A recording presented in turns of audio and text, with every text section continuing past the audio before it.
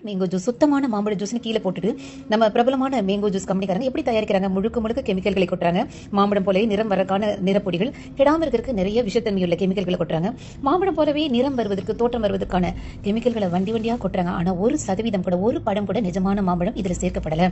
அச்சசலா நம்ம இது குடிச்சு பார்த்தா மாம்பழம் மாதிரியே அவ்வளவு ஒரு மனம், சுவை, ருசி. பழ ஜூஸ் விற்கிறதுல பழங்களே இருக்கிறதுல சர்க்கரையெல்லாம் கறந்து கவர்ச்சிகரமான பாக்கெட்டுகளில், பாட்டில்கள்லாம் அடைச்சு நல்ல டிவிக்கள் எல்லாம் பிரபலமாக விளம்பரம் செய்து நம்ம குழந்தைங்களாம் ஆசைப்பட்டு, அம்மா எனக்கு மேங்கோ ஜூஸ் வாங்கி கொடுங்க, ஆரஞ்சு ஜூஸ் வாங்கி கொடுங்க, பொமக்ரேனட் ஜூஸ் வாங்கி கொடுங்க, நம்ம வாங்கி ஃப்ரிட்ஜில் வச்சு சில்லுன்னு ஃப்ரிட்ஜில் இருந்து எடுத்து குடிச்சா அப்பாடா என்ன ருசிக்கிறோம். ஆனா ஒரு மாம்பழம் கூட இதுல சேர்க்கப்படல. அவ்வளவும் ரசாயனங்கள், கெமிக்கல்கள், கேன்சர் வர வைக்கக்கூடிய அத்தனை கெமிக்கல்கள்.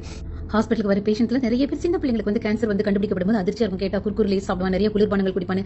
நிஜமான ஆரஞ்சு மாம்பழ ஜூஸ் வீட்லயே போட்டு குடிங்க. இந்த பொண்ணு பேக் பண்ணி வச்சிருக்காங்களே, அதுல ஃப்ரூட் பியூர்னு போட்டுருக்கு, சுத்தமான பழ ஜூஸ். எவ்வளவு மனசாட்சி இல்லாத விளம்பரங்கள்.